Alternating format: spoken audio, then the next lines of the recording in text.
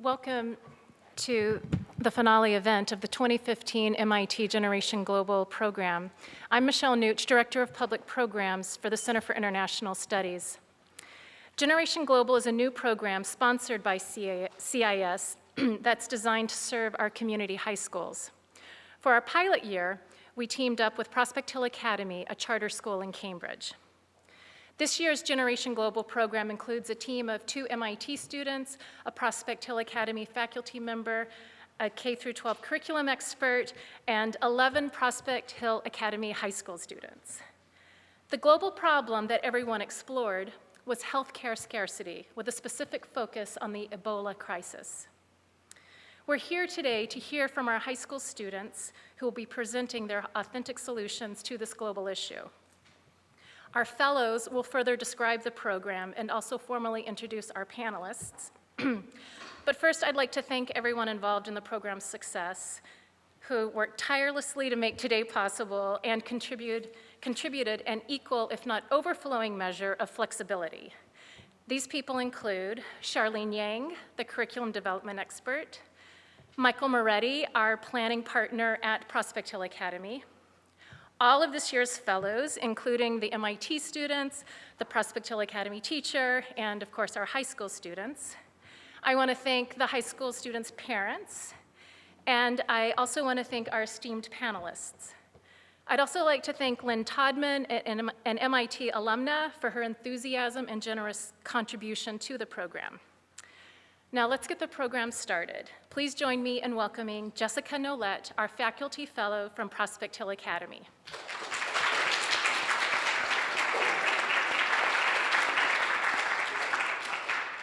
Hi everyone, I'm Jess Nolette. I'm a Spanish teacher at Prospect Hill Academy. Prospect Hill Academy is a public charter school. We serve over 1,000 students in the greater Boston area, and it's been an honor to work there.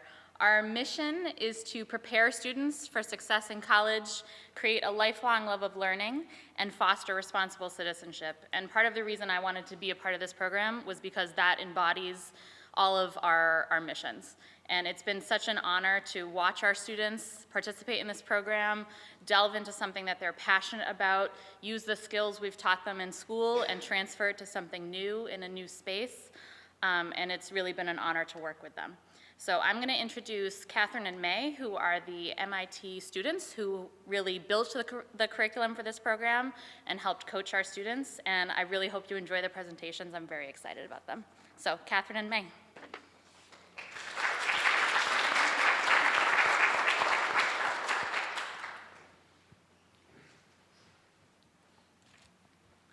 Good afternoon. I'm Catherine, one of the MIT teaching fellows in this program, along with my colleague May. We're both really glad to have had the opportunity to participate in the pilot year of this program. I'd like to thank all the parents in the audience for being here and supporting your kids throughout the 2 weeks that they've been here. I'd also like to welcome our panelists. They're here to listen and hear about the students' projects and provide some helpful feedback and ask some challenging questions. So I'd like to ask the panelists to each introduce themselves to the audience briefly. If we could start over here. Okay. My name is Ken Oy, and I teach engineering systems and political science at MIT and direct a program called the Program in Emerging Technologies. I'll do my best as a panelist to not simulate Simon Cowell. Good afternoon, everyone. My name is Cauã Cardoso. I'm a PhD student in international development here at MIT at DUS. And last semester, I had the great pleasure to teach a course called Introduction to International Development, which Catherine attended. So I'm very happy to be here today.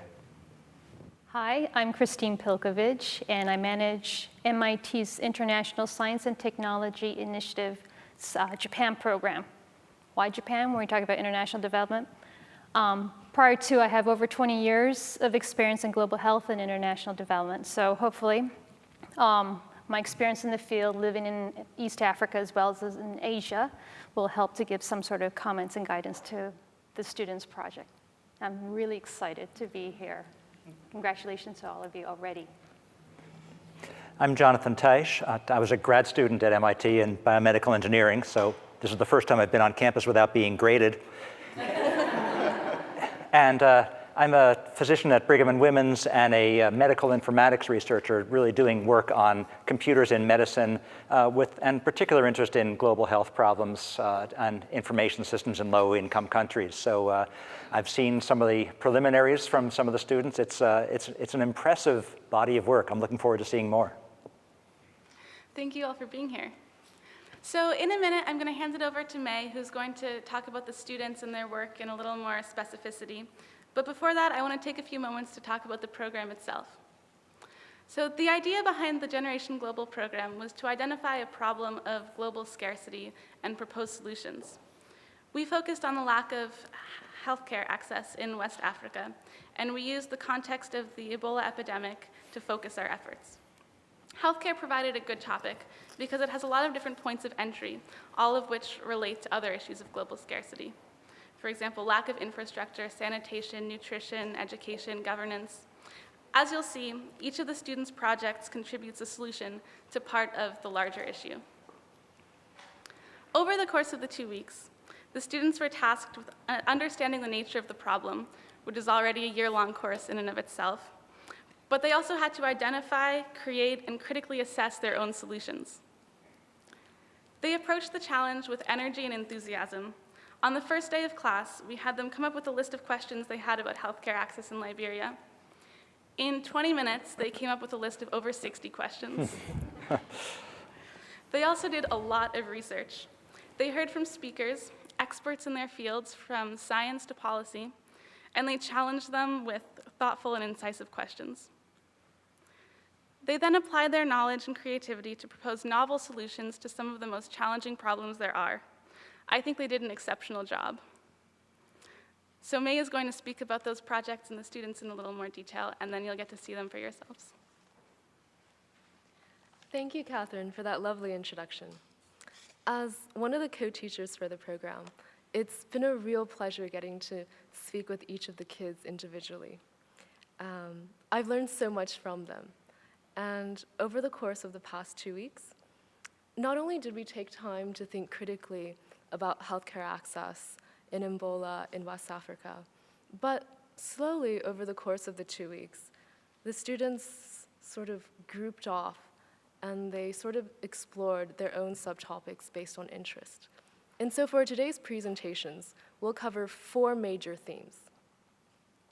To begin, Sam and Daniel will discuss water access and filtration.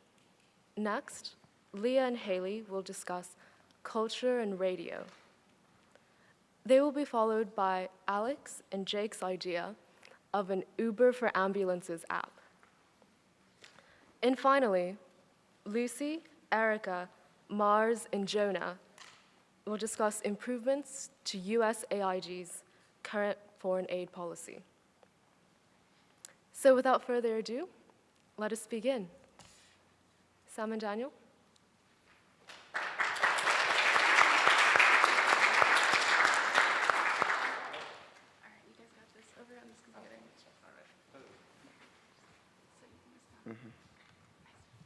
All right. Get out of here.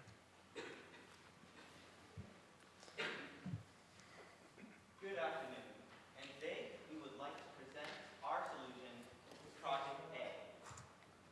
So let's start off with our problem. Well, our problem is centered around dirty water. Third world countries such as Sierra Leone, which is what we're basing our studies on, experience a severe insufficiency of lack of clean water. So why do we need clean water? Why is this a necessity? Well, first of all, water is a necessity to life, good health, and sanitation. But I'm not here to rant about water. We're here to present our solution. So to that, I say, especially in the current Ebola outbreak in Sierra Leone, a ton of water is needed to treat the infected patients. Through extensive research, we have found that Ebola patients need about 50 gallons of water a day, not to mention the 1 bottle of water an hour they need to stay hydrated. On top of that, medical facilities need countless gallons of water to sanitize wards and places where infected patients are being held. Then, dirty water plays an important key in Ebola infectivity, amongst other diseases. So take dirty water out of the equation, and we can prevent future outbreaks. Now, what happens when people consume dirty water? Or what happens when dirty water is the only type of water accessible? Well, of course, medical treatment is going to suffer, since that's another overwhelming problem they have to deal with. Then we have increased infectivity rates of especially Ebola. As I said, water is a key vector, a very powerful vector, to say, for Ebola and other diseases. Then, of course, the consumption of dirty water degrades your health, which correlates to low life expectancy, for which Sierra Leone has one of the lowest, at 45 years of age. All right, so our plan is we have the immediate problem where we need to get water to people in towns and in cities in Sierra Leone that don't have clean water to drink, to stay hydrated from Ebola, or just stay hydrated in general if you don't have Ebola. And then also, we have to focus on the long-term problem, which is getting the water to these hospitals and these treatment centers for the patients that have Ebola, to keep them also hydrated. So, and then also to clean the facilities at these treatment centers. So our solution is, at the World Bank Group, they give money to Sierra Leone or any other country, and then there's some undispersed money, and this is the amount of undispersed money there was after projects were completed, so the last time they used the money. So we're trying to use this money to build local filtration facilities, which we would use by having solar panels on top of a shed-like a shed-like house, and then inside we would have a filtration facility where we put in dirty water and they would filter it, and then we also have a boiler that boils it, and then we throw it into a water gallon. And then here is what the shed may look like. It costs around $3,000, and then the solar panels cost around $19,000. And then this is what the filtration unit would look like, and that's a chart that will be the average amount. We're going to focus on the high cost because we don't know exactly how much it could cost in Sierra Leone. We're basing it off of United States prices. And then this is what the boiler will look like. That'll be around $1,000. And then here is the 2,500 gallon water tank that we will put extra water in after it's done being boiled. So the estimated cost is around $28,000 and $28,100. And we have a pie chart here. Most of it is solar panel, and then the rest of it is for the other costs. And then at the bottom, we have a disclaimer talking about how the prices are based off of the United States instead of Sierra Leone. Now, with that money, in an ideal situation, we would get all the money, and we could build not one, not two, but about 4,324 facilities. In an ideal situation, we would build about 4,000 facilities, and then we will equally distribute it about the Sierra Leone landmass. Now, to get you a sense of how many facilities that actually is, for every one facility will be enough for every 6 square miles of land in Sierra Leone. Now, how are we going to transport all this water? Now, our solution to that is above ground pipelines. And there are a few benefits over the current systems in Sierra Leone. Let's talk about the current systems first. So, in order to get water, you first have to walk to your local watering hole, well, river, and get water that might be possibly contaminated, which will increase your risk of getting disease such as Ebola. Then you have to walk back to your home. Or if you're a medical treatment facility, you have to import the water, which is very time consuming. All of this is pretty much a big waste of time. So, pipeline pros. Now, as I said, all of that transportation of water, importing and gathering it from streams and wells, is all a waste of time. With pipelines, water will be reliable, such as with a pipeline, you'll have a constant flow of water going from the facilities to the users.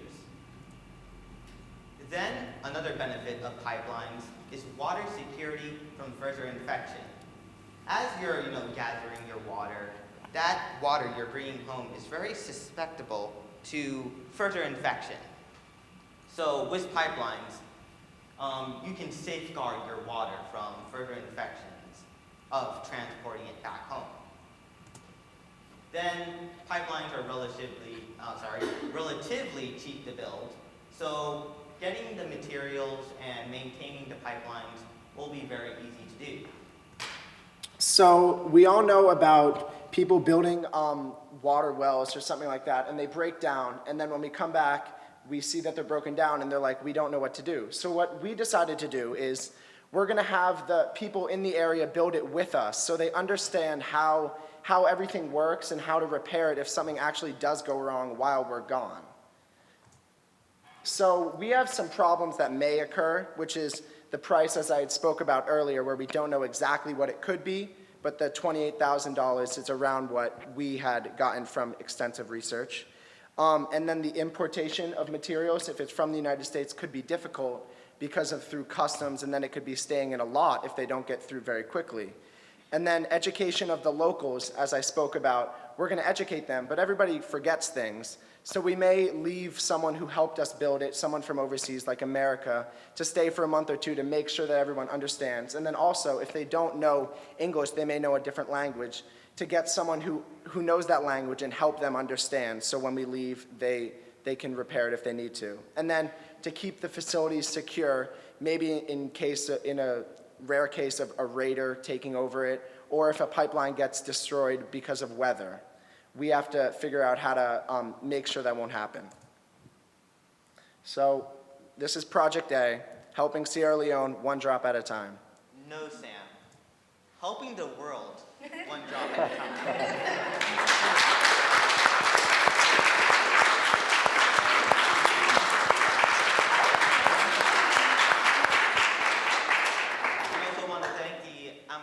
Generation Global Fellows for their mentorship and their help in our presentation. We also want to thank you, the audience, for your attentiveness. Okay, so what we're going to do now is have 5 minutes of discussion and commentary from the members of the panel. I'm trying to figure out if I really do want to imitate Simon Cowell or not, but why don't we start down at the other end with Jonathan. We'll kind of move down this way. Sure. Well, first of all, I wish I could public speak anything like that when I was in high school. I'm very impressed with that. So, no, I think this is great. I like the particular your attention to a scalable solution, to something that you can build a small piece of, and then that can go, more and more and more as you go out. And also, I think your remarks at the end about being culturally sensitive and being able to make sure that you're not just kind of going in there with the big American with the big boots and saying, we got the answer for you. And I think that's something which over and over again we find that we try and we fail miserably at when we do that. So I appreciate being supportive of that. Did you consider are there other solutions that are similar to this that have gone and said that you can use as kind of things to stand on the shoulders of? We have seen some things, more of like people handing out like small little bottles that can filter water, but they won't last as long as what we're doing, and they won't get water at a larger rate as what we will do. Yeah, they're more focusing on short-term solutions, while this is a much more long-term solution. Mm-hmm. Great. Well, let me kick it to my other panelists for some more questions. Well, again, thank you. Water is a huge issue, especially in terms of when you're looking at infectious diseases as well as under 5 child mortality rate. And water is going to be the next, possibly, we have some places in the world that have started wars because of water, so that I'm really happy that you picked a very, very important topic. So and how you've gone through the different thought process of how to, you mentioned right now, it's not at the small scale, this is a long term, it's the different phases that you're looking now that the epidemic is not at the emergency state, but now you're looking at how can you make sure it won't happen again. Yeah, exactly. So congratulations on being not only culturally sensitive, but also looking at the broader picture, the macro perspective. Just out of curiosity, I don't know much about building and building pipelines. Can you tell me a little bit about your thoughts and the timeline for this project that you were thinking? Again, these can be sort of speculative, but in terms of the construction of something as a great feat, did you have time to think about that aspect? We didn't really have time to think about how long it would take for pipelines, but we were thinking about how we could do it where everybody understood what we're making and to make sure that it would stay running. Yes. Okay, great. Thank you. Kawan? Congrats, guys. I think, I also wish I was able to speak in front of a crowd like this when I was your age. That's absolutely impressive. I really liked, my favorite thing, aside from, I totally agree with what my other panelists said about being culturally sensitive. Well, Catherine knows this more than I, but pretty much every class I was telling them this, was the idea of using resources that already exist. So this is was a particularly interesting point that I think, if you guys keep having this kind of thinking, you have a promising career in the development field, because we need more people with that kind of thinking, of doing the best with what we have, in addition to pursuing more resources, absolutely. Two questions about the pipeline as well. One is if you guys considered land tenure implications. So when you build a pipeline, one of the problems is how you're going to make sure that the land that the pipeline is built on, you can get that land or access to that land. So that was, if you guys consider that possibility. And the other had to do with water supply. So you talk about water quality, right? And you are building a system, and one of the things that jumped into my head, why not to use rainwater harvesting systems in that facility to complement whatever water you guys are collecting. If you have a lot of rain, you can have an additional source of water that can be useful as well. So I was wondering if you guys thought about that. Well, on that first question, we haven't necessarily thought about the problem we might have with gathering the land for long-distance pipelines, but we're thinking about a more local solution where pipelines are not extensive over the land, but rather kept in a very closed local area, serving the people who are around the local facilities, or the medical treatment facility that is hooked up to the water treatment facility. And then answering your second question, with the pipelines, we're putting them in large lakes or rivers, and then we also were thinking what if it ran out, or if there's a surplus of water that's rainwater. So we also had the idea of, if we run out from the pipeline, we also have an alternative source where people can bring in water from, let's say, rainwater or local around where they are, and they can put it right in, and then it'll come out the same way as it would from a pipe. Because we think it's important to have an automatic feature of our solution. And a backup And then a backup manual Right. solution. So I'll try to be Simon Cowell, okay. So you offered a very, very detailed proposal. You were specifying the cost of the boilers, the use of solar power, a pipeline for distribution, and there are alternatives to that. So if you look at developing country settings, sometimes it's tube wells and groundwater. Sometimes it would not be a boiler, but it might well be a filter, some variety of osmosis. And so you've made a series of choices, each of which has pretty serious implications on cost and on maintenance. So the question here is that if we were to set you loose, and your parents are going to love this, but with an airline ticket and visas to go to Sierra Leone, and you had an opportunity to spend a year, we're going to really cut short your education at Prospect Hill, to talk to people, to inform your choices of technology, of approaches to providing clean water. who would you want to talk to and what questions would you ask?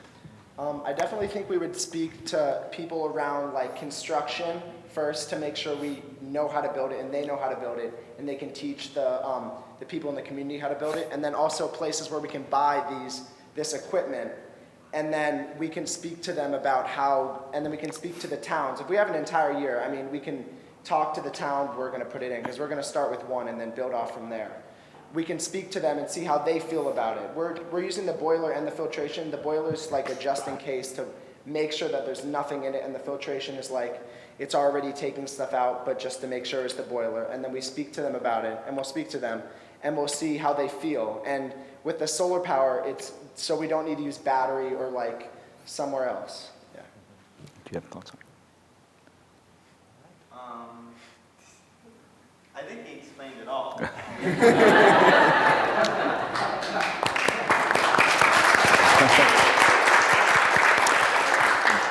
Thank you both. Are there further comments or questions from the panel? No, I'm interested in the solar, and that was a very high percentage of the cost there, and kind of going along with what you're saying. Yeah. You know, are there other alternatives? And if you sort of Cheaper say, alternatives. I think what you're saying is, you have a great solution. Maybe if you go down a level to the skeleton of your solution, we need a power source, we need a filtration, we need transport. In your year in Sierra Leone, you may find that there's adequate water pressure power, for example, or something else that you can use, and other ways to make your thing more affordable. I think it's very exciting. Thank you. There's one other little comment, which is that, okay, I teach at MIT. And you guys are such MIT types, it's unbelievable, all right? In the sense of having a fully articulated, technologically informed solution, but you don't know if it's going to work, all right?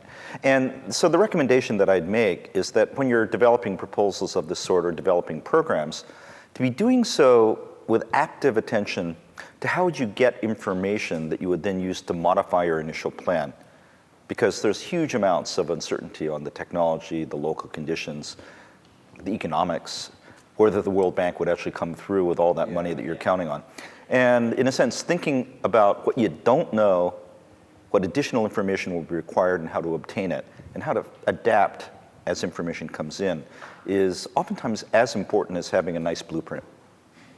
And if I may add to that, to think about the population that you're serving and thinking about the community. It's water, so are you going to have to work with the local government?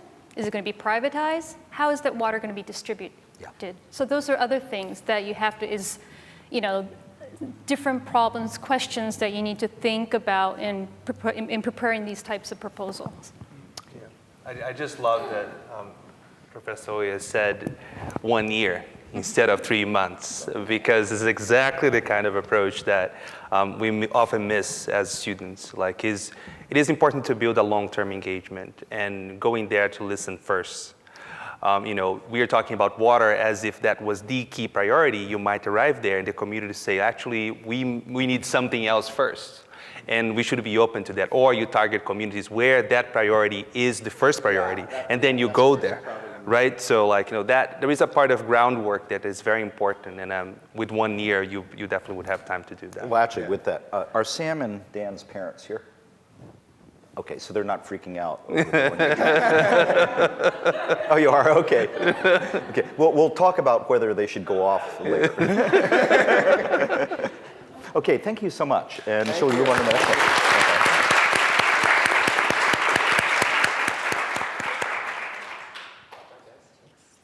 Good work.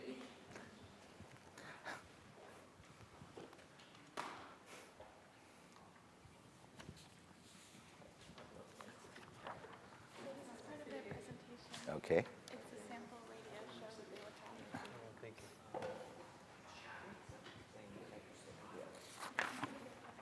Okay. Thanks. All right, can you hear me? All right, cool. Hi, my name is Leah, and this is Haley, and this is Echo Radio. So we decided to address the problem of Ebola through an educational radio station that would help inform people about proper health and safety procedures and help, I guess, alter cultural aspects that are dangerous to the community. Yeah, so the major problems are improper health procedures, a lack of education when it comes to Ebola, and deep-rooted traditions that with the fact that Ebola is spread through like bodily fluids are not safe for the people to practice. One example of that is the washing of the bodies, in which people would kiss and touch the bodies before burials. So it makes it really easy to transmit the disease. So our radio station will focus on educating, entertaining, and enriching the communities. Some aspects of education will include updates on Ebola cases, proper health and safety procedures, interviews with survivors, and some talks with local doctors. So one main thing that we're trying to focus on is having this very community and locally based, so we can gain trust and really speak to the issues that are happening within Sierra Leone. We don't want to have our big boots on. So we're going to talk to the community, and we really want to, because there's a lot of mistrust of government. We're going to try and keep this completely not politically based. We're going to talk to a lot of the people, connect with local leaders, and kind of talk to them and gain their respect, and gain the community's trust. And we'll really be kind of up close and personal and really invested in living the way that Sierra Leoneans are living. So in terms of technology for our station, we'll be focusing on an AM station because it's less expensive, and we'll also be using crank and solar powered radios because they're also inexpensive and more reliable, so it's easier access. So the way that we're getting our funding, we're going to have advertisements. We'll have maybe 15 minutes of radio, and then we'll have 5 minutes of advertisements. We'll also have fundraising. Hopefully we'll have benefits where we can raise money and, I need water, but, sorry. This is, by the way, water that was obtained. All right. Okay, we're good? We're good? All right, we'll benefit local communities, so we'll have local artwork that people can bid on, and we'll also hopefully have ties to NGOs which will give money to us and help us. So up here is a pie chart of how much we would spend in our first year. Salary is a large chunk of it because we'll have about 7 to 9 board members and also people that will work on broadcasting. And so the minimum wage in Sierra Leone is about 50 cents an hour. So we'll be paying much above that so that they can be in the upper middle class. So with the startup equipment and the salary for that year, it'll be about $300,000, but that can lower significantly if we partner with existing radio stations that have the same kind of mission that we do. So some challenges that we might have are outreach, because it's going to be kind of a small radio station and we want to educate many people. Also audience, because we're talking mostly about news and current events that will probably, a lot of maybe older people will be interested in that. So we're adding some music and pop culture into that to kind of bring the younger generation in. And connections, because it's going to take a lot of time to have connections with local leaders and local people. So hopefully we can talk to NGOs who already have connections to kind of speed that along. So moving forward past the Ebola crisis, we'll alter our radio station to fit the needs of the people. So if there was another nationwide crisis in Sierra Leone, we would fix it so that we could help benefit the people through the radio station such as we aim to do with Ebola. Thank you. Thank you for your time.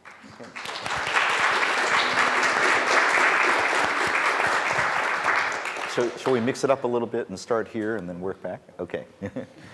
I know it's unfair to put you on the spot like that. No, no problem. Congrats again. I think it's a very interesting idea. You had some very interesting points about building respect with the local communities, like how to build networks. one of the things that I emphasize a lot when I teach is not one organization can do all the job that is necessary. So like the importance of creating networks to increase our impact. So on that note, I was wondering if you guys considered the possibility of collaborating with local stations and actually creating programs in already existing stations? Yeah, so we mentioned that before when we were talking about the yearly cost. So, for example, there's a college radio station that also helps with like what you need to do in the case of Ebola and stuff. So if we were to partner with them, we could introduce our ideas and help expand upon what they're doing already. So, right, yeah, because on that you cut the cost of technology. And you create like legitimacy. That's something that is the local ownership in that situation is more likely to flourish, right?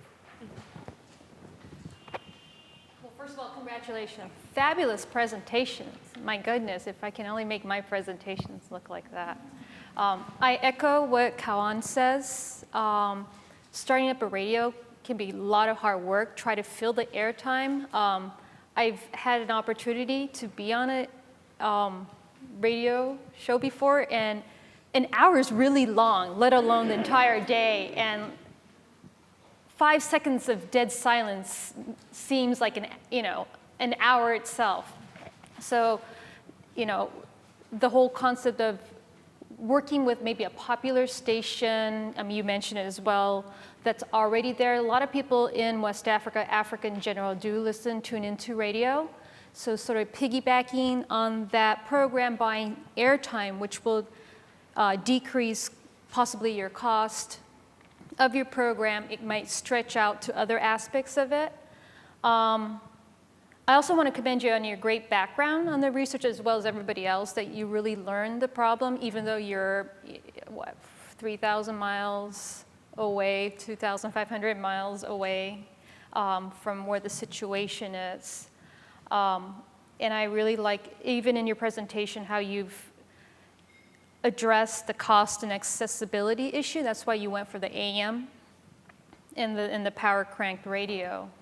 And also including the stakeholders to get the buy-in. Again, I've lived in East Africa, and a lot of times if you don't get the buy-in with any programs, from the locals, it's not going to be sustainable. So I really like your ideas, but maybe, the part about buying and working with the current stakeholders might make your project become cheaper and make it last even longer. So, but thank you, congratulations. Yeah, no, I think this is great. It's great to see your group, like the previous group, think about not only the core project of making a radio station, but also everything around it. You really address 3 big areas. The first is funding and approval. To be able to not only afford to do this, but to be able to get permission to do this, which is a big deal with any project you're going to do in these countries, or our country for that matter. The second being the delivery and how you're actually going to deliver it, and the third being the message. And I was going to just say 2 quick things about those 2. On the delivery side, I think going with an existing radio station makes sense. Also, as we've talked about, and I don't know this very well firsthand, but there's a whole lot of cell phones out there. And people who live in situations like that very often may have a cell phone. And you might consider that there are also other ways to deliver your message. There could be regular texts, RSS. Depending on what's available, podcasts, instead of having to sort of turn on at a certain particular time. So it may be that there's some things which sound a little high tech, but actually are quite accessible. And then the third thing is the message. I think that deciding what to say is going to be, in many ways, some of your trickiest stuff, because you want to deliver a message. The message may be controversial. You're going to have to sort of work with people so that you can deliver a message that is both palatable, but also really gets the point home. I think you've got 3 great slots to put these things in. I look forward to seeing where this could go. A couple questions. Use the word "we" repeatedly. Who are you? That is, when you're offering these proposals, who do you envisage carrying out or executing the plan that you've described? I personally would like to actually be there and help out, but our board for this is going to be kind of powered by NGOs, and then lower down would be like local people who are really like doing the actual radio, like on-air stuff. So hopefully NGOs, but we haven't really thought that much about So it. then the next question, you raised the issue of trust several times. And if you look at the history of broadcasting in Sierra Leone or Liberia during the Ebola crisis, there were lots and lots of messages being conveyed, things like in Liberia, stay put, do not move from your neighborhood, stuff like this. Or advice on how to treat the dead, lots and lots of information. What is your information on how much of that was believed by the populations that were trying to be reached? That's a really good question, and I have no idea. I would love to know, and I will check it out later. Okay. And then the last question, assuming that you are trying to provide, okay, and you have a list here, updates, safety precautions, interspersed with the kind of programming that would cause people to want to listen, right? As you're doing that, back to this issue of credibility, everybody's suspicious, right? People are suspicious of governments.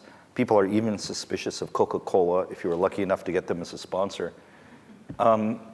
Very concretely, how do you overcome that suspicion? Because it's really critical in almost all public health related broadcasting or advertising that I know of. So the fact that we're going to be working with local people will really help, and if we're talking with trusted people of the local community, that can build credibility. The fact that we're actually going to be there and really living the fact that like we know what's going on, and we're not being hypocrites. We're actually being there will really help. And this is great. And again, you know, the parental permission slips for these trips are going to be very interesting in terms of collection. I have a daughter right now who's in Tanzania and about to go to Indonesia and Pakistan, so I'm a little worried myself. But thank you so much.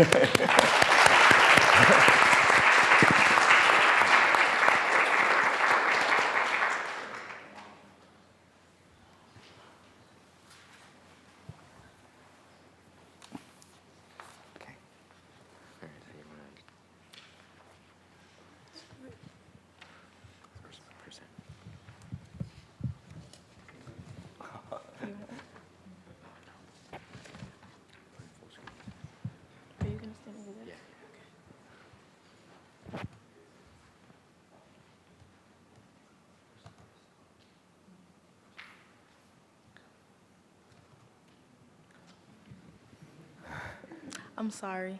Go back to full screen and then to zoom all the way out, just click that. Right here. Yeah. So it's not on Uber for ambulances? No, okay. It is.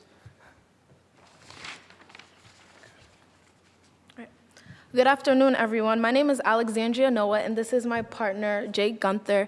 And together we created Survivor, an app for an Uber for ambulances. And the reason why we created this app is because in the MIT Generation Global's curriculum, we were assigned to figure out subtopics that based on our interests, and we also were assigned to look at different videos. And one of the videos that we looked up on was a village where there was people from the United States coming into the countries and telling people that, you know, you do have Ebola, and them trying, I don't know, like not forcing them to get into the ambulances. So we wanted to make an app where we're socially aware of what's going on, and we want to make it more personal and for them to feel comfortable. So that is why we created Survivor. So Jake is going to explain in detail what Survivor is and what the app entails.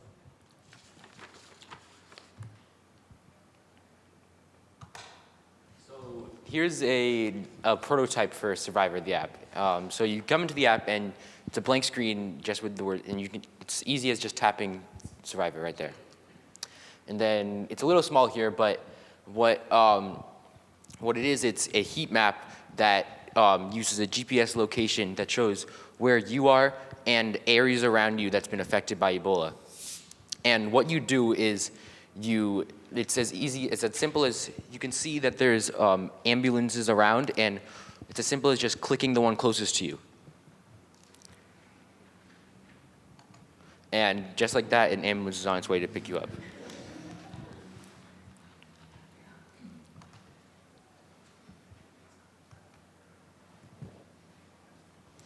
So while creating this, we discovered the problem, the lack of ambulances and the lack of coordination.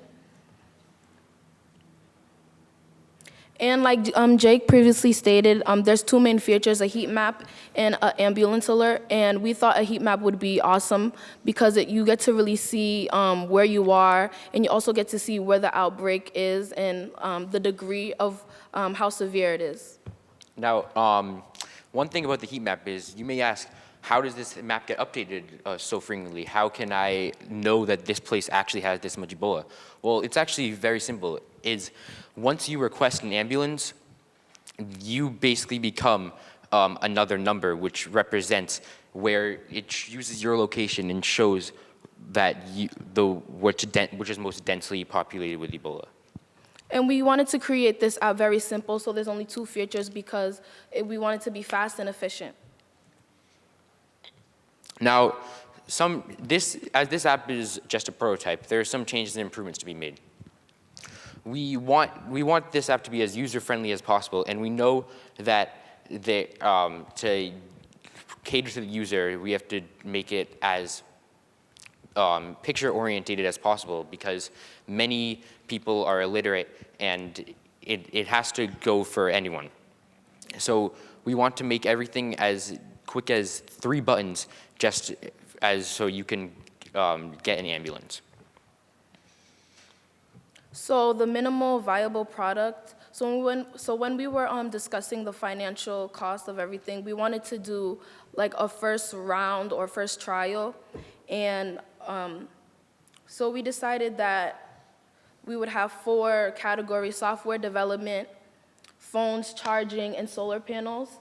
And we made an estimate, so software development would be around 10,000, phones would be 3,000, and we would be partnering up with a company that Jake is gonna explain later, and charging would be $4,000, like if you had charging stations or just providing chargers, and solar panels between $15,000 to $20,000. And just to reiterate, this would be a trial, just so we would try it in one village. So these numbers are based on around 100 people.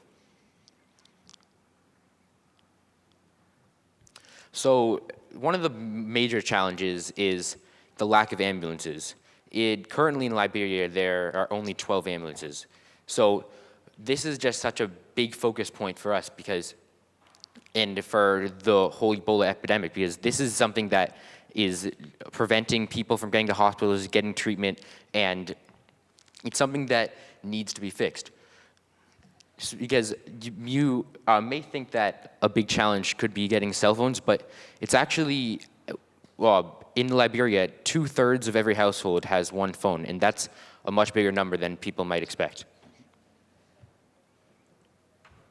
So the goal is 1 phone per household, and the impact that survival will have is that it would allow locals in Liberia to get to the hospital safe and for them to feel comfortable. I just want to thank all of the staff from Generation Global for helping us with our idea and believing in our idea. And we're open to questions and feedback. Great. Thank you. Thank you.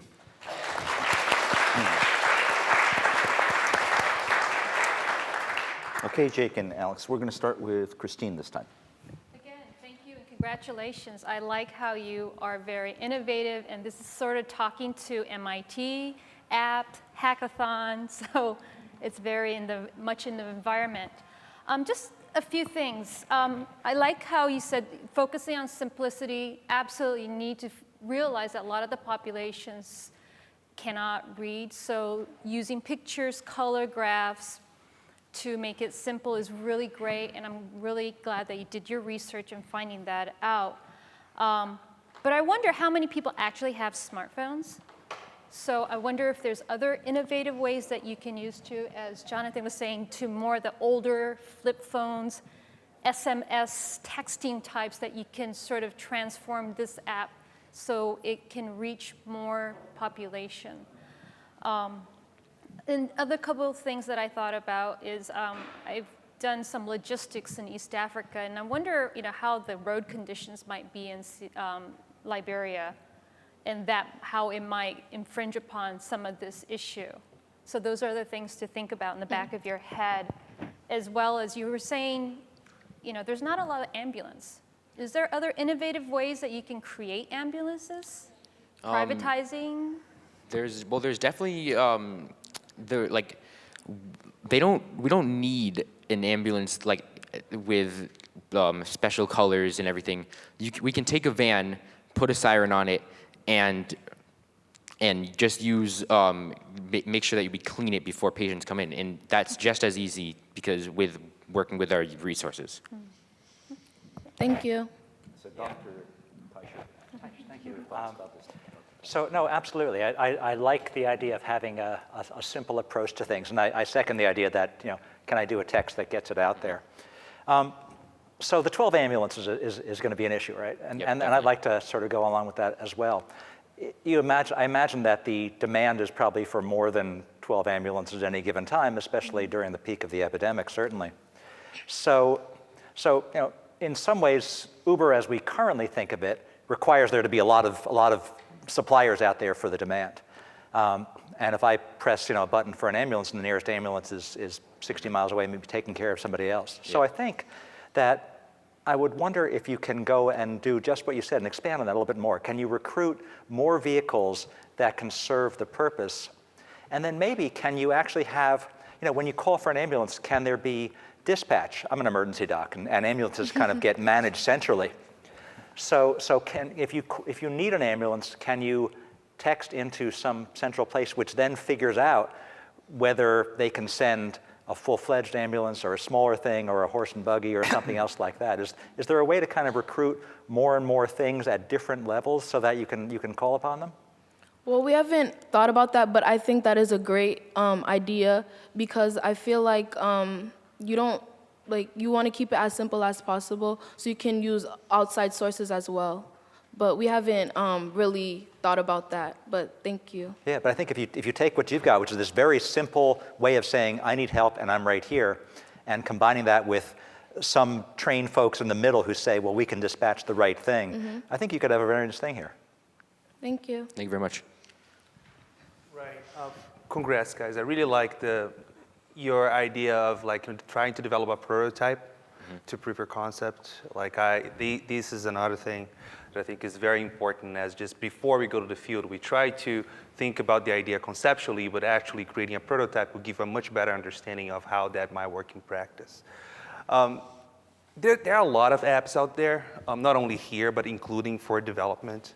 And I was wondering whether you guys did a bit of research of similar apps that are being developed in that area, because there are, and trying to engage with the people that created those apps, trying to learn what were the challenges, how they overcome these challenges, and I think that would be very, very informative as an education for you in a way to guide the improvement of the software.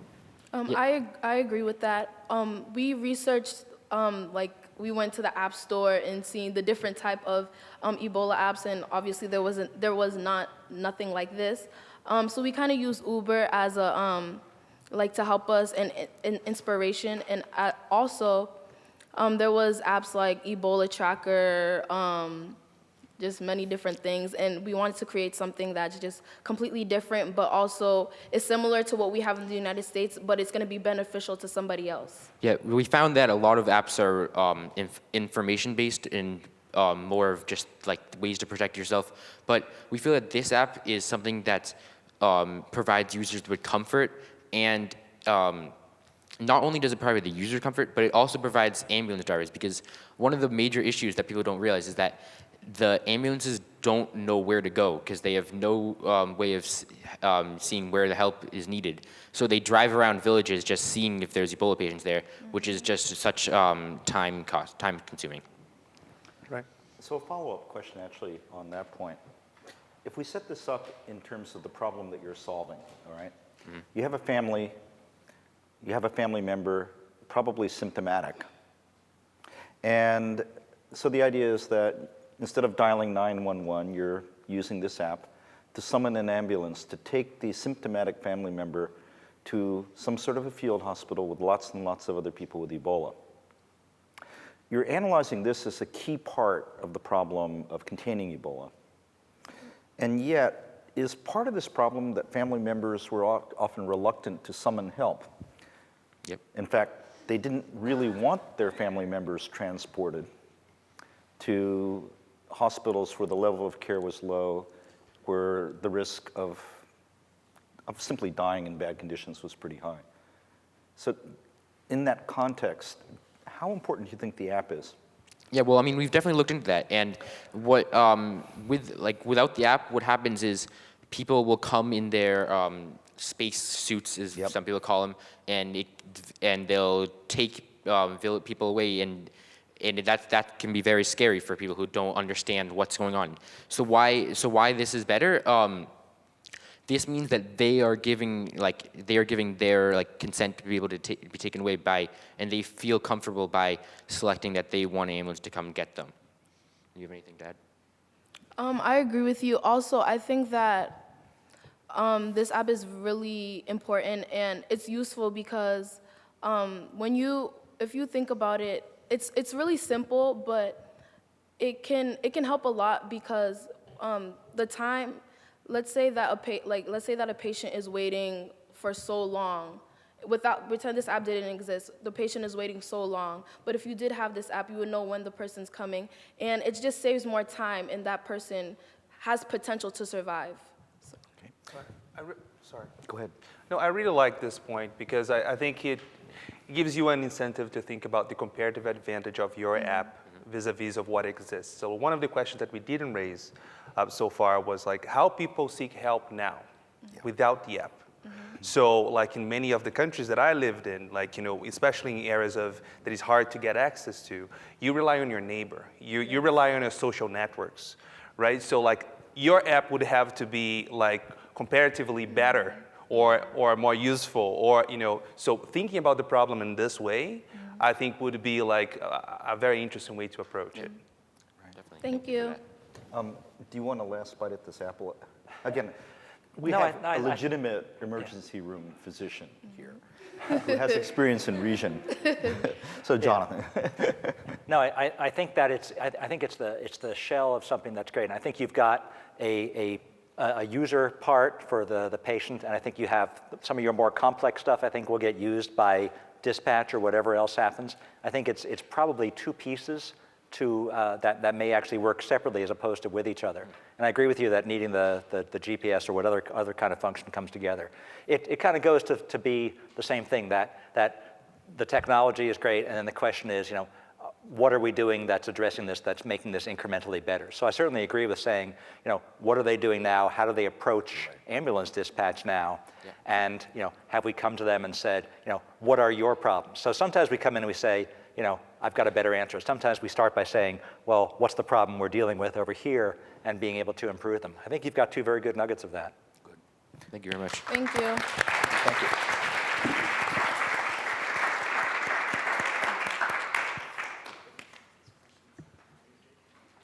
Thanks.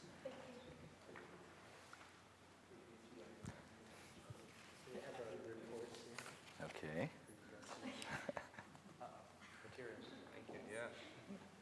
Scarce? That's not bad. Okay.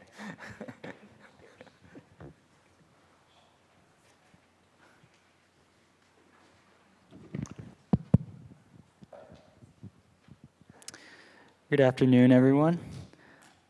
Today, my group and I will be giving you a summary of our report on USAID's aid policy. We will be talking to you about some of the problems we identified in their aid policy and some of the solutions we came up to address these problems. So one of the biggest problems we identified was inefficiency. Specifically, inefficiency in making the most out of the large amount of money that USAID gives out, and inefficiency in monitoring where the money goes. Today we're going to be talking a lot about Haiti, specifically Haiti following, in the years following the earthquake in 2010. We're going to be talking about Haiti rather than Liberia because we want to really show you guys how the aid policy failed and hopefully prevent it from happening again in the years following the epidemic in Liberia.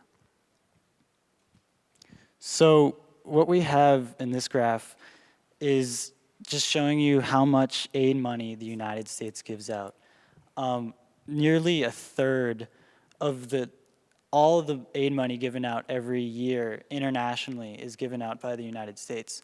So obviously they're giving out a lot of money, so you probably want to know that they're doing the best possible things with the money that they're giving out.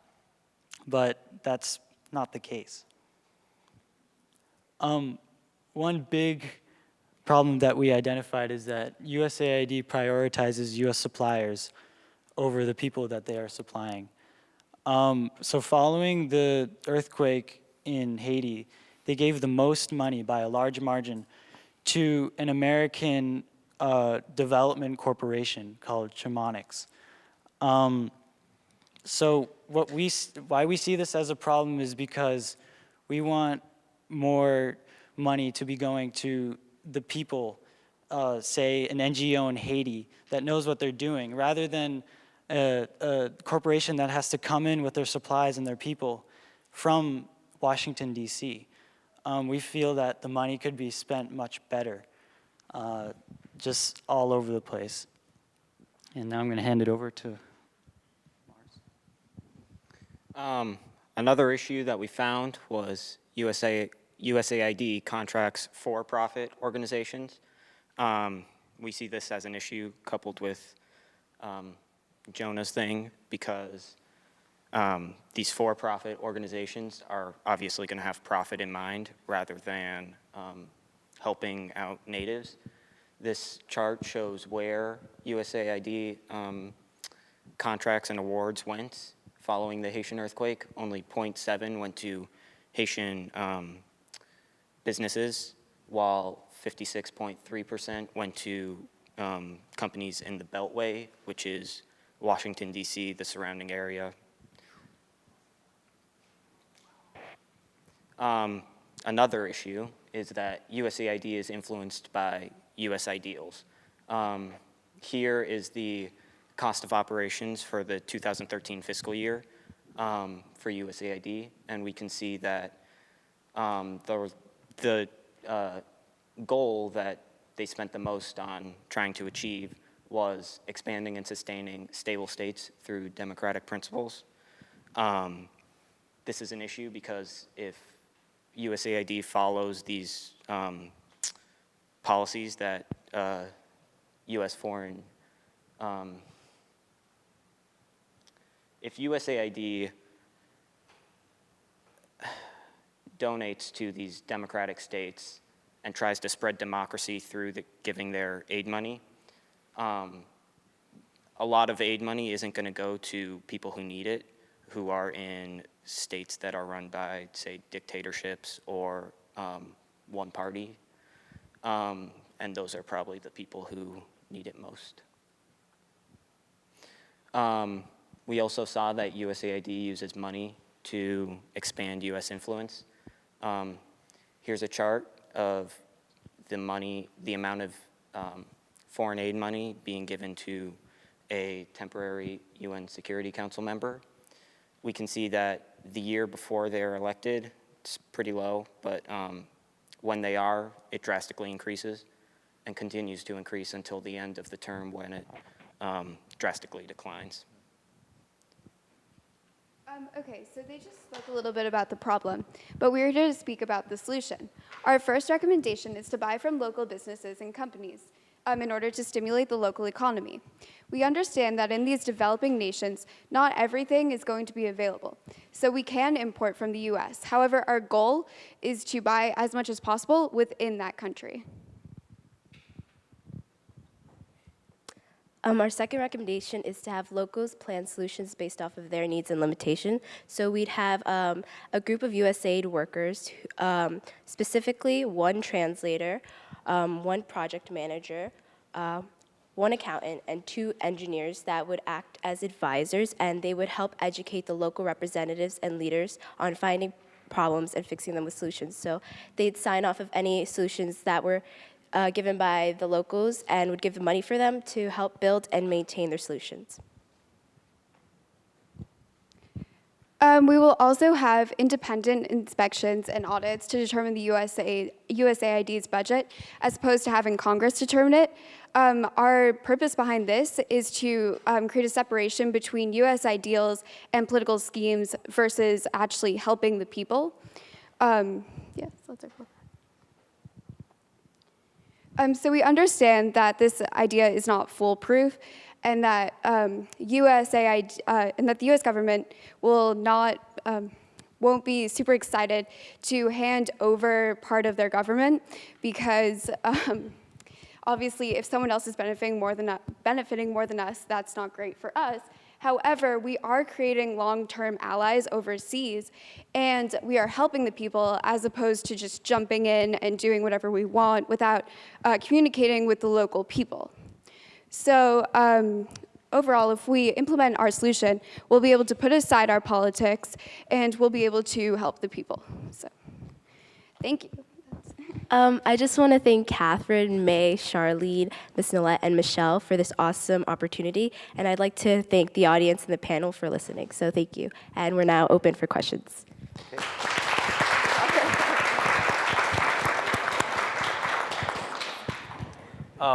Congrats, guys. Like you gave a very important and delicate, like you touched on a very delicate issue. But I think you guys supported this point, your point with data, and you did this very effectively. So I commend you on that. My question, and like this part of what we call, like in international development jargon, which is a boomerang aid, right? The aid you give and comes back to your country, which is something that has been a lot of pushback in the international community. And I would encourage you to make some more research to see other countries or other agencies trying to deal with that and finding solutions to that, or like reverse that kind of approach. The AusAid, for example, the Australian Agency for International Development, they have tried to do that, the EU as well. So like I definitely would suggest you guys have a look at those initiatives. My question is more like implementation. Professor Oye said before, like who is we implementing all this? And for you, I'm imagining is that we would be USAID implementing those reforms. Which kind of challenges you think they might have for example, in the case of supporting local businesses, the kind of information, how you identify local businesses? How do you make sure that you can really make a different approach than what you're doing now? How do you see that challenge happening? Well, during our research, one of the issues that we saw was in implementation was that USAID has tried to make reforms in the past, but contractors tend to lobby against those reforms, which prevents them from being implemented. There's another chart that we had from the document where we got those that showed the breakup of USAID spending, awards going to which companies were lobbying against reforms, and a majority of them were. As to implementing these changes, I think it would really start with educating people about how the money that USAID gives out is really not being used to the best of its ability. And I think if more people learn about that, then it will be much easier to make changes to the policies.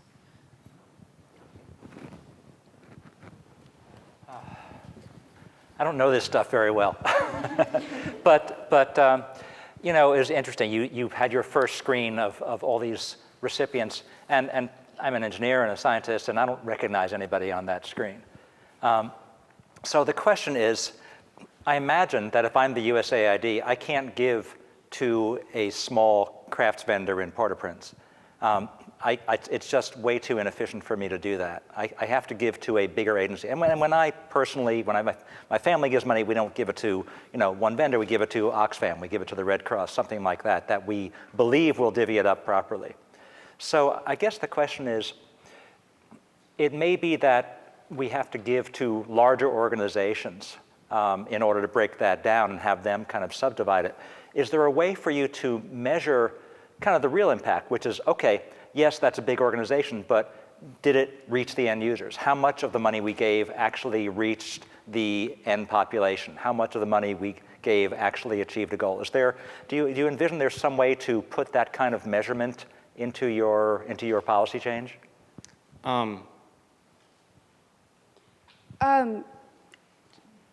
We haven't exactly, so. Well, or theoretically, could you? We haven't quite gone there yet, but that would definitely be the next step that we would take in this process. Yeah, I realize, by the way, you've like been on this project for like 6 days now, and so come on, let's go. But you know, theoretically, it's if you envisioned, if you had the chance to do that, can you imagine sort of how one might proceed that way? Yeah, I kind of have an answer to that. I think if USAID was much more transparent to the public and to the media, then I think we would be able to monitor what's happening with this money. Because there was a lot of fishy stuff happening in Haiti, like just massive development projects where tons of money was poured into and nothing came out of it. Are you talking about the Red Cross or USAID? Well, we did read about the Red Cross, but in this case, we're talking about USAID. Well, that's why I brought them up. I think that's a great answer. I think that transparency is really important. We don't know always where this stuff is going. Another issue that we saw was a backlog of audits for the contractors conducted by USAID. So we kind of assumed that USAID either trusts these contractors or they really just want to get rid of that money to meet their budgets. Or, yeah. Thanks.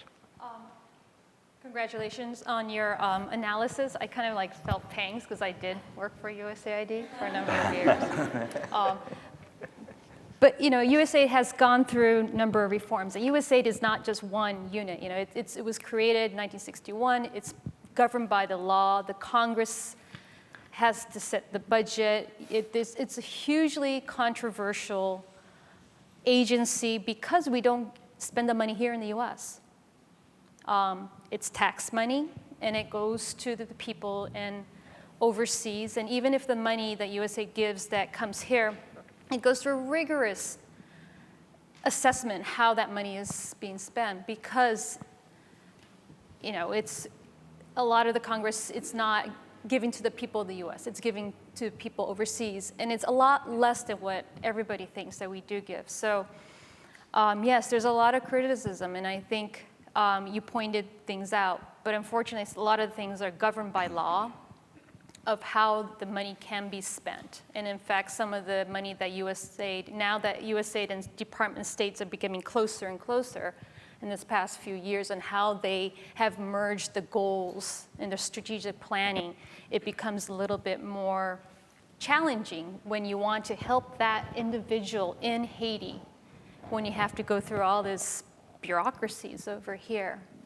So, and I commend you for recognizing that and challenges. And I think, and having been on the inside, and people, you know, that really want to do well and do good and finding ways to, what we used to call jumping through the hoops.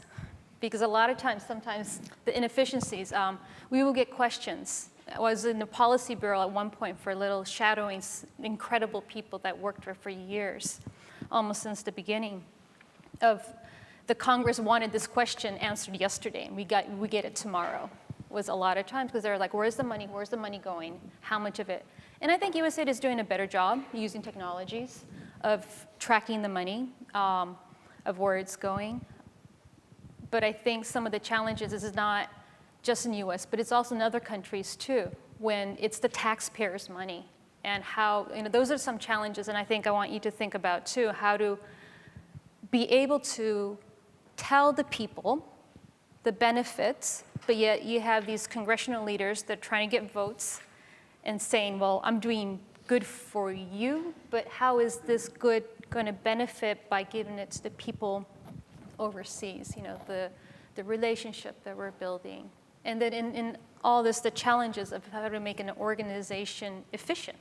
And I think it's not just in a government agency, but also, can be applied to private sectors too, of how to do work when you might be, in fact, USAID had hiring freezes. So you have people with more and more work you have to do, but people retiring, but not being able to fill their jobs, so you just get that workload. So I think, this is a very complex situation that you took on that has to do with organizational structure. But I wonder, in terms of, why do you think that USAID maybe gave those organizations that I see that some of them I worked with or worked for on those money? Why do you think so? Well, why? Because in USAID's kind of, their goals, their mission goals, many of the goals have to do with, I think 5 out of the 6 have to do with developing U.S. foreign policy and helping U.S. corporations. And we do understand that, but I think I speak for us all when I say this. What we want to happen is that all the poor people in the world, we want them to receive as much help and aid as possible so that they don't have to live in such horrible and bad conditions. But I think when it comes to, what was your question again? Just in terms of, why do you think that the USAID gave, selected So those organizations? why? Because it's an American corporation, and they're an international development corporation, and that's their job. But I think what the USAID could have done differently is really monitor them much better. But yeah. Okay, so let me follow up on Christine's question. We're going to play I Have a Dream. So the dream here is that the recommendations from Lucy and Mars and Erica and Jonah are adopted. So suddenly, the US aid budget is now being spent not for stuff coming from the US, but stuff coming from local or China, because it's cheaper there, more bang for the buck. And instead of channeling the aid to middle-income democracies, you say, we don't care about ideals. It goes to dictatorships. In fact, we're going to make them the nastiest dictatorships in the world. And instead of going to Christine's former employers, and I didn't know you worked for those guys. Not that particular one. It goes to others, right? And instead of buying votes in the UN, we shy away from politics. So all of your dreams are realized. Under those conditions, how large do you think the USAID budget would be? Much, much, much lower, but much, much, much more effective. But I think also it's currently only 0.7% of our $2.3 trillion. Mm-hmm. So really, it's not that much right now anyways. So even if we lower it slightly, it's still not going to be as, it's going to have a greater impact, although it might be slightly lower because. The reason why I pose that question is that you're absolutely correct, that you could get more bang for the buck. You could get more development, if you will, per dollar expended if tying, de facto tying was gone, if we weren't using the aid to secure political leverage, if all of the conditions that you were talking about weren't true, or if you were spending it in China or locally instead of here. But the problem is that, in fact, I think Christine was pointing at this too, it's a political world, and let's call it the element of endogeneity, the way that you spend the money affects how much you get, is kind of a big problem. It's not true just here, it's also throughout the world. And as requirements came in for untying aid, for example, to delink it from exports from our country or from the country of origin, the levels of support tended to drop almost everywhere. I'm not saying that you're wrong, but I am suggesting that it's hard, it's complicated in terms of kind of balancing how much you have, balancing the interests that you need to secure support from. And at the same time, you're absolutely right that unencumbered funding directed in the way that you're suggesting would probably be more effective. Can I put in a counterpoint to that? Partly because I got messed up on the timing of this session and I actually have to go. But first of all, these are ridiculously impressive projects for teams of high school people to do in 2 weeks. I think people need applause for that.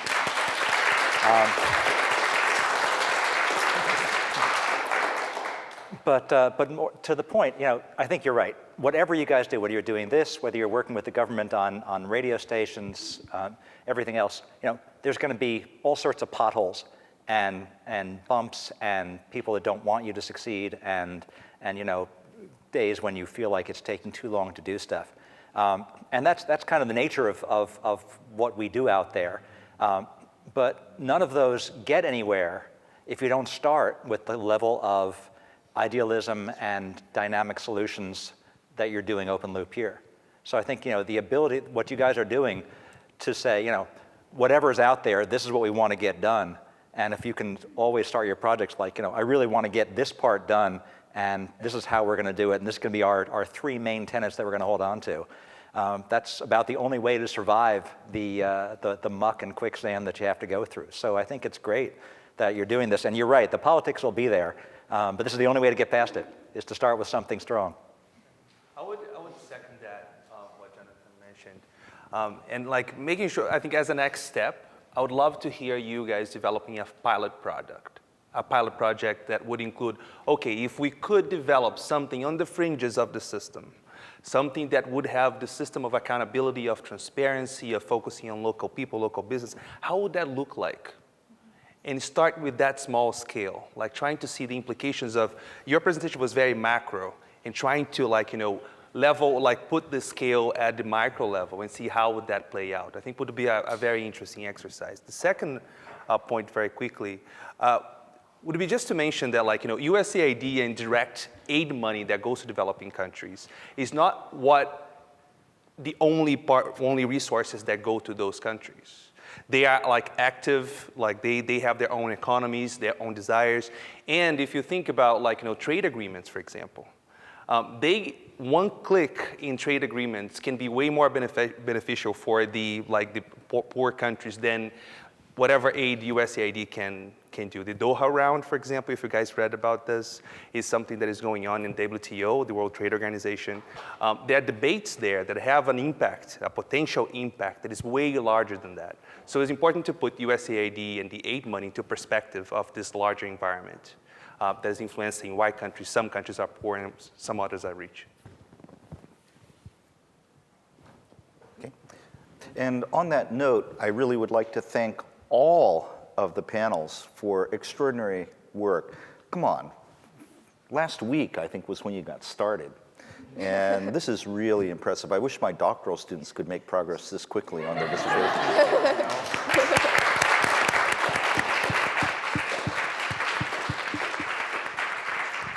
So do you have a benediction from, oh yes, go ahead. All right, thank you. Could I get another huge round of applause for the students and the panel? Thank you all so much.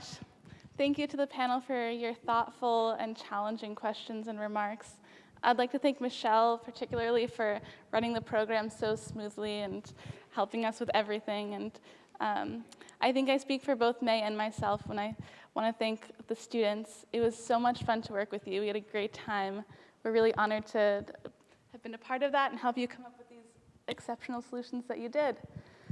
I have some shirts to hand out to the panelists as thank yous, and we have a reception afterwards, so please join us for that. Thank you all for being here. It's great working with you.